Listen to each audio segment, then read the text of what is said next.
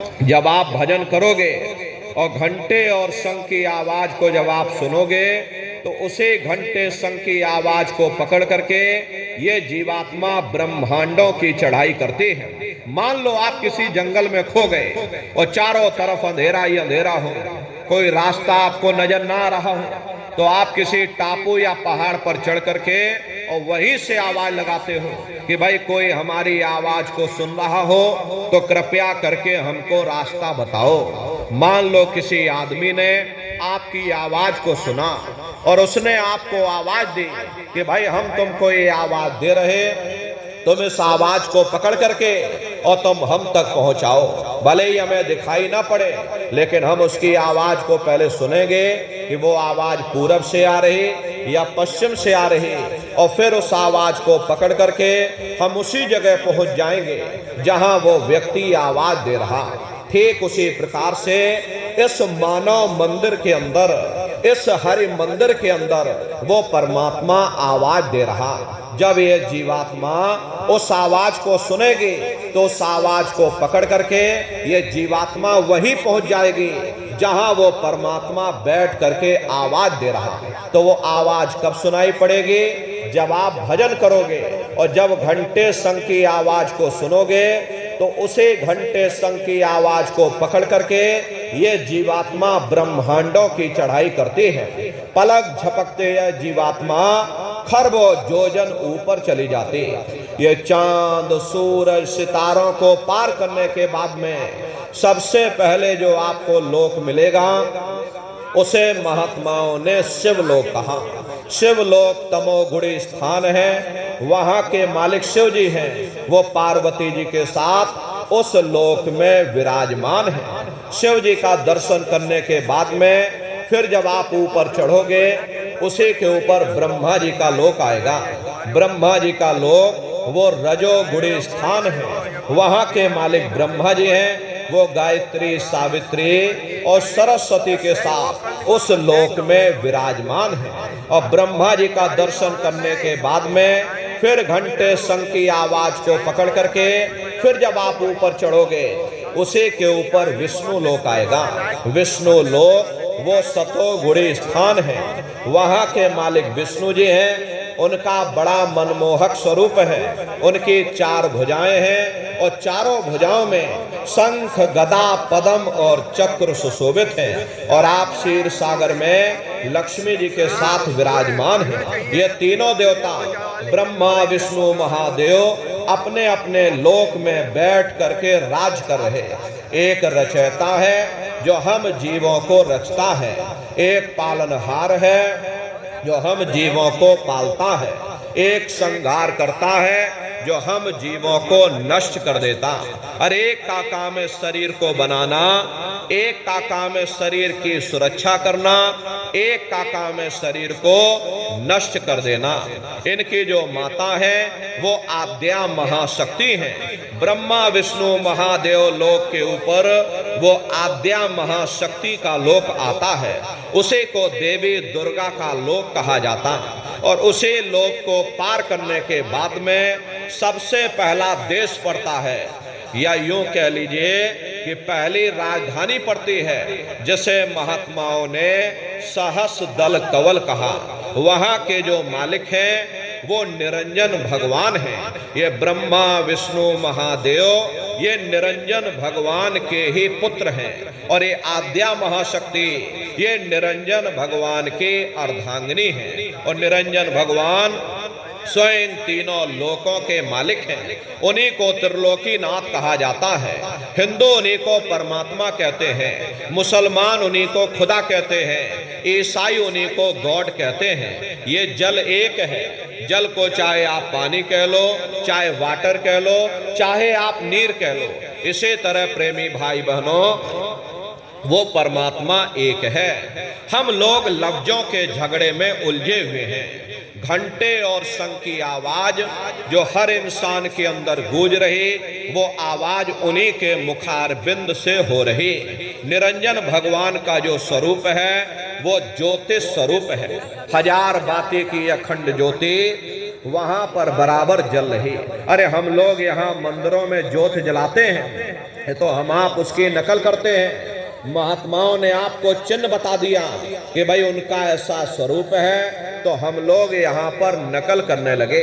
इस ज्योति में तेल की जरूरत पड़ती है, बाती की जरूरत पड़ती है, लेकिन वो अखंड ज्योति वहां पर ऐसी जल रही जिसमें ना तेल की जरूरत है और ना बाती की जरूरत है। अरे महात्माओं ने लिखा है, उल्टा कुआ गगन में तिसमें जरे चिराग, तिसमें जरे चिराग, बिना रोगन बिन बाती, 6 ऋतु 12 मास जरत रहे दिन राती, सतगुर मिले जो होए ताहि की नजर में आवे, बिन सतगुर नहीं कोई वाह को दर्शावे।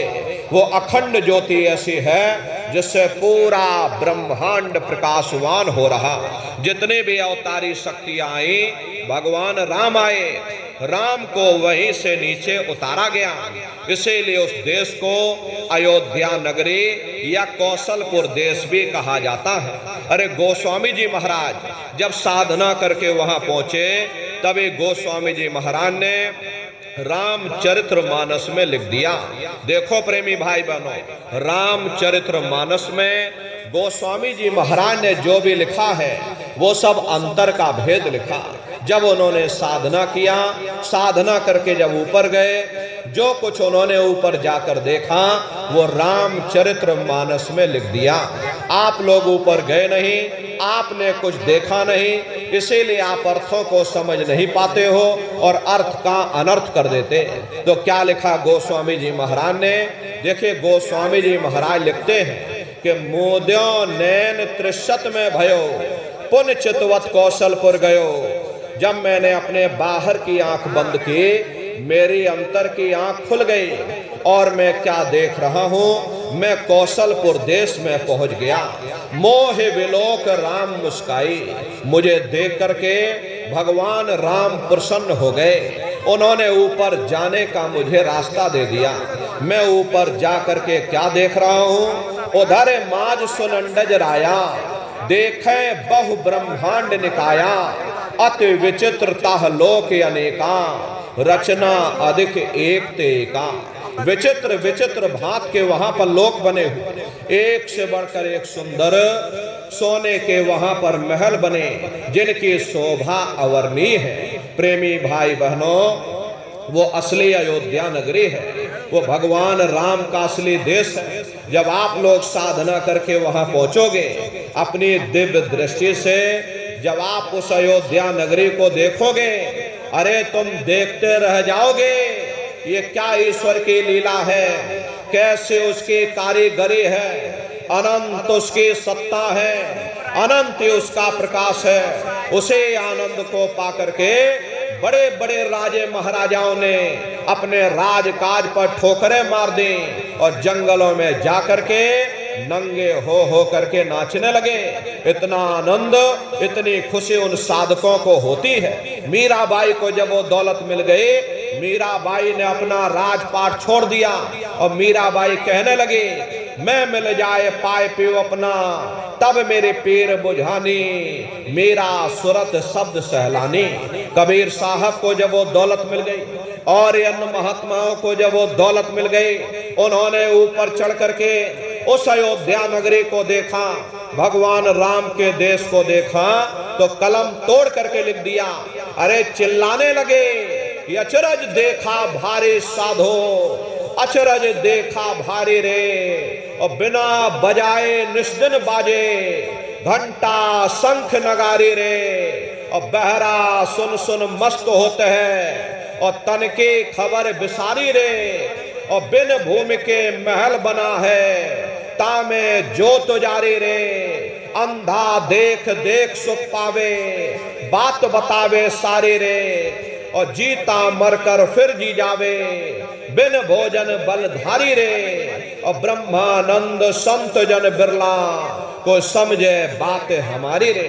प्रेमी भाई बहनों, वो असली अयोध्या नगरी है, वो भगवान राम का असली देश है। अरे राम जी का दर्शन करने के बाद में फिर तुम्हारी यही जीवात्मा दूसरे मंडल की आवाज को पकड़ करके और दूसरे मंडल की चढ़ाई करती है। श्याम तज श्वेत को गहना, सुरत को तान धुन सुनना, बंक के द्वार धस बैठो और त्रिकुटी जाय कर लेना। उसी के ऊपर दूसरा देश आता है जिसे महात्माओं ने त्रिकुटी देश कहा। वहां के जो मालिक है वो ब्रह्म है। वहीं से मन और माया की उत्पत्ति हुई। वहीं से तीन गुण, रजोगुण, तमोगुण, सतोगुण, तीनों गुणों की उत्पत्ति वहीं से हुई। ये जो आपके वेद हैं, वेदों को सारी दुनिया पढ़ती है। वेदों की भी उत्पत्ति उसी स्थान से हुई है। अरे महात्मा कहते हैं कि त्रिकुटी महल में विद्या सारा, घन हर गरजे बजे नगारा और लाल वरन सूरज उजियारा। वहां पर दो धुने, बादलों की गर्जन और मृदंग की आवाज उस लोक में गूंजती रहती है। जैसे पहले स्थान पर भगवान राम के देश में घंटे और शंख की आवाज गूंजती है, ऐसे दूसरे मंडल पर यानी कि ब्रह्म के देश में बादलों की गर्जन और मृदंग वहां पर बजता रहता है। ओम का जाप बराबर वहां होता रहता है। ब्रह्म का जो स्वरूप है लाल वरन सूरज उजियारा। ये सूरज कुछ नहीं, ऐसे लाखों लाख सूर्य इकट्ठे करोगे तो वहां का एक सूर्य बनेगा। प्रेमी भाई बहनों, ब्रह्म का जो स्वरूप है वो सुबह के लाल सूर्य के समान है। इसीलिए वहां का पूरा ब्रह्मांड लाल है। जहां तक आपकी निगाह जाएगी ब्रह्म देश में चारों तरफ आपको लाल ही लाल नजर आएगा। महात्मा जब साधना करके वहां पहुंचे तभी महात्माओं ने लिख दिया, लाली मेरे लाल की जित देखो तो लाल, लाली देखन में गई मैं भी हो गई लाल। वो पूरा ब्रह्मांड लाल है। तो जितने साधक वहां पहुंच जाते हैं उन सभी को योगेश्वर कहा जाता है। योगेश्वर की पदवी उन्हीं को मिलती है जो ब्रह्म स्थान तक पहुंच रखते हैं। जैसे व्यास जी हुए, वशिष्ठ जी हुए, वाल्मीकि जी हुए, इन सब की पहुंच वहीं तक थी। इसीलिए कहा गया कि वाल्मीकि भय ब्रह्म समाना। जब इनकी जीवात्मा वहां पहुंची और जब इन्होंने ब्रह्म का दर्शन किया तो इनका स्वरूप भी ब्रह्म के समान यानी कि ब्रह्म स्वरूप हो गया। तो जितने साधक वहां पहुंच जाते हैं उन सभी को योगेश्वर कहा जाता है। योगेश्वर भगवान श्री कृष्ण उसी देश में वास करते हैं। ये जो ब्रह्म देश है वो श्री कृष्ण भगवान का ही देश है और श्री कृष्ण भगवान वहीं पर रहते हैं। अरे बाहर की जन्माष्टमी नहीं है जो आप लोग यहाँ मनाते हो, ये आप नकल करते हो। अरे महात्माओं ने कहा था भाई सही मायने में तुम जन्माष्टमी कब मनाओगे? जब तुम्हारी ये जीवात्मा पांच तत्व जल, पृथ्वी, अग्नि, वायु, आकाश और तीन गुण रजोगुण, तमोगुण, सतोगुण, पांच तत्व तीन गुणों से परे होकर के और ब्रह्म देश में पहुंच करके जब तुम कृष्ण भगवान का दर्शन कर लोगे तब सही मायने में जन्म अष्टमी मनाई जाएगी। वहां कृष्ण भगवान का दर्शन करने के बाद में फिर तुम्हारी यही जीवात्मा तीसरे मंडल की आवाज को पकड़ करके और तीसरे मंडल की चढ़ाई करती है। आगे पहुंची सुन झंकार, ररंकार धुन सुनी पुकार, आगे श्वेत सुन है भाई, मान सरोवर पैठ नहाई। उसी के ऊपर तीसरा देश आता है जिसे महात्माओं ने सुन्न देश कहा। उसी को रारंग देश कहा जाता है, उसी को अक्षर और नेति कहा जाता है। वहां के जो मालिक हैं वो रारंग पुरुष यानी कि पर ब्रह्म पुरुष है। वहां किंगरी और सारंगी दो धुनें उस लोक में गूंजती रहती हैं और पर ब्रह्म पुरुष का जो स्वरूप है वो पूर्णमासी के चंद्रमा के समान बड़ा ही मनमोहक स्वरूप है। इसी स्थान पर प्रेमी भाई बहनों एक बहुत बड़ा अमृत का सरोवर बना है जिसे महात्माओं ने मान सरोवर कहा। जब तुम्हारी ये जीवात्मा उस मान सरोवर में स्नान कर लेगी तो जन्म जन्मांतरों के तुम्हारे मैले पाप कर्म उतर जाएंगे। प्रेमी भाई बहनों, ये यहाँ के पानी से तुम्हारे कर्मों की सफाई नहीं होने वाली। ये बाहर का पानी तुम्हारे शरीर के मैल को धो सकता है, लेकिन जो पापों का मैल है, जो अंतःकरण में जो कर्मों की गंदगी आपने अपने ऊपर लाद रखी है, वो जब साफ होगी, जब आप तीसरे मंडल पर पहुंच करके उस गंगा में डुबकी लगाओगे।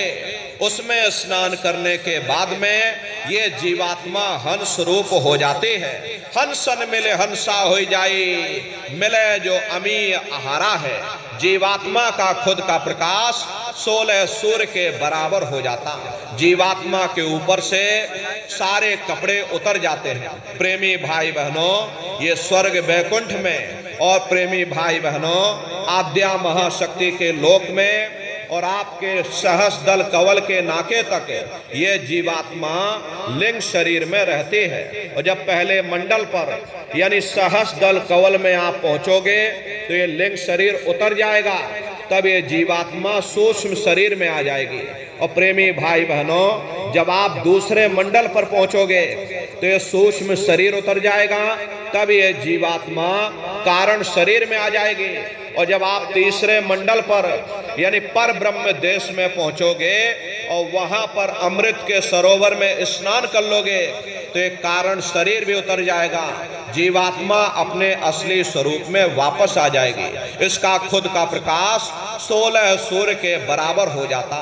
तो फिर यही जीवात्मा चौथे मंडल की आवाज को पकड़ करके चौथे मंडल की चढ़ाई करते हैं। 2 पर्वत के संग निहारो, भंवर गुफा ते संत पुकारो।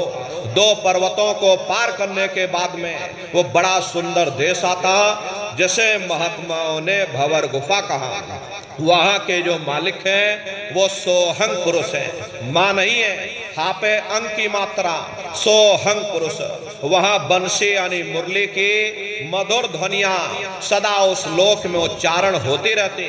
और सोहंग पुरुष का दर्शन करने के बाद में ताके परे धाम सतनामा और बीन बजे सतलोक ठिकाना। सोहंग देश के ऊपर वो 5वां देश आता है, जिसे महात्माओं ने सचखंड देश कहा।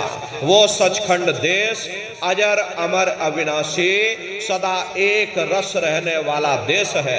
वहां न काल है, न कर्म है, न दुख है, न संताप है, न पुण्य है, न पाप है। जो जीवात्माएं वहां पर पहुंच जाती हमेशा के लिए जन्म मरण के बंधनों से आजाद हो जाती। वहां के जो मालिक हैं वो सतपुरुष भगवान हैं, जिनके रोम रोम में खरबों खरब सूरज चांद सितारे प्रकाशवान। वही हमारे आपके सच्चे मालिक हैं, वही हमारे आपके सच्चे पिता हैं। अरे हमको आपको वहीं से नीचे उतारा गया, फिर शब्द को पकड़ करके शब्द शब्द पौड़ी पर चढ़कर पहुंचो सचखंड सतनाम। तो शब्द कब पकड़ में आएगा? जब आप लोग भजन करोगे।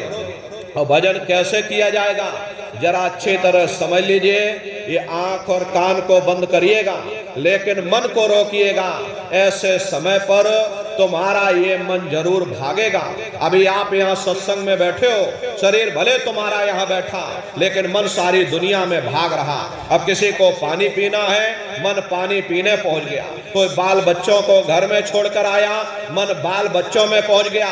कोई दुकान दफ्तर छोड़ करके आया, मन दुकान दफ्तर में पहुंच गया। कोई खेती बाड़ी छोड़ करके आया, शरीर बेचारा यहाँ बैठा, मन गेहूं में पानी लगा रहा। तो ऐसे भजन से कोई लाभ नहीं होगा। अरे जिन्होंने मार मन डाला उन्हीं को सूरमा कहना, बड़ा बैरी ये मन घट में, इसी का जीत ना कटना। अगर दुनिया में कोई हमारा दुश्मन है वो केवल तुम्हारा अपना ये मन ही है। अरे मन रूपी रावण कब मरेगा? जब 9 द्वारों पर फतेह हासिल करके तुम 10वें द्वार पर चढ़ जाओगे, तब सही मायने में दशहरा मनाई जाएगी। अरे बाहर की दशहरा नहीं है जो लकड़ी का रावण बना देते हो और फूंक फांक करके घर चले आते, कहते भाई हमने रावण मार दिया। अरे महात्माओं ने कहा था भाई सही मायने में तुम दशहरा कब मनाओगे? जब 9 द्वारों पर फतेह हासिल करके तुम यहाँ 10वें द्वार पर चढ़ जाओगे, तब सही मायने में विजयदशमी मनाई जाएगी। तब ये मन रूपी रावण तुम्हारा मरेगा और तब तुम्हारी ये जीवात्मा, इसे जीवात्मा को महात्माओं ने राम भी कहा। हम कोई अपने मन से नहीं कह रहे। अरे धर्म ग्रंथों में लिखा हुआ है, एक राम दशरथ का बेटा, एक राम घट घट में लेटा, एक राम का सकल पसारा, एक राम है सबसे न्यारा।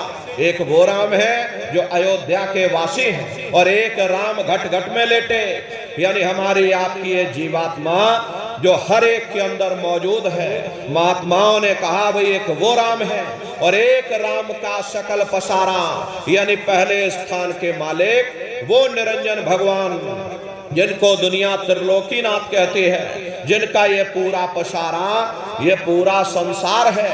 महात्माओं ने कहा भाई एक वो राम है और एक राम है सबसे न्यारा, पांचवें स्थान के मालिक वो सत्पुरुष भगवान जो हमारे आपके सच्चे पिता हैं। महात्माओं ने कहा भाई एक वो राम है।